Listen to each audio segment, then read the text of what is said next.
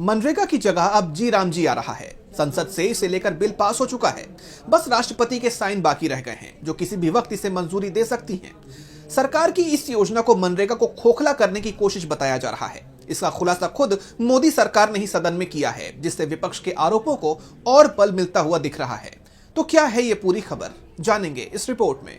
मोदी सरकार ने वीबी जी राम जी बिल 2025 दोनों सदनों से पास करवा लिया, जिसे लेकर विपक्ष सरकार पर इस बिल के जरिए मनरेगा योजना को खत्म करने का इल्जाम लगा रहा है। तो साथ ही इससे महात्मा गांधी का नाम हटाए जाने को लेकर भी विवाद छिड़ा हुआ है। लेकिन अब कुछ ऐसा निकलकर सामने आया है जिससे पता चलता है कि मनरेगा को खत्म करने की कवायद तो पहले से ही शुरू हो गई थी। इस योजना को पहले से ही कमजोर किया जा रहा था और इसकी जानकारी खुद मोदी सरकार ने संसद में दी है। जी हां, शीतकालीन सत्र के आखिरी दिन राज्यसभा में ग्रामीण विकास राज्य मंत्री कमलेश पासवान द्वारा दी गई जानकारी चौंकाने वाली है। पिछले 5 सालों में देश भर से 4.43 करोड़ जॉब कार्ड्स हटा दिए गए। यानी इस योजना को कमजोर या खोखला करने की कोशिश पहले से ही जारी थी, जिस पर आखिरी चोट तो अब की गई है। यह सिलसिला साल 2020 से जारी था। आइए एक बार नजर डालते हैं कि किस साल कितने जॉब कार्ड्स हटाए गए। 2020-21 में 27.9 लाख, 2021-22 में 50.3 लाख, 2022-23 में 2.2 करोड़, 2023-24 में 1 करोड़, वहीं 2024-25 में 38.5 लाख जॉब कार्ड्स हटाए गए। यानी कुल मिलाकर 4.43 करोड़ जॉब कार्ड्स हटाए गए।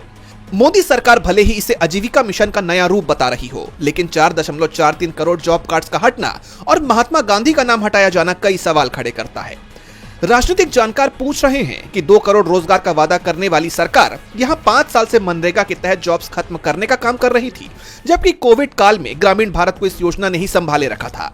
दूसरा आरोप यह भी है कि भले ही बाहरी तौर पर मोदी सरकार महात्मा गांधी का सम्मान करने का दिखावा करती हो, लेकिन योजना ही बदलनी थी तो इसके प्रावधानों को बदलने पर ध्यान दिया जाता। नाम बदलने की क्या जरूरत थी? और अब इन आंकड़ों के आने के बाद मोदी सरकार की मंशा पर और गंभीर सवाल खड़े हो गए हैं। अब जिनके नाम काटे गए हैं, जिनके नाम कार्ड से हटा दिए गए हैं, क्या उन्हें सरकार जॉब देगी? उनके रोजगार का क्या होगा?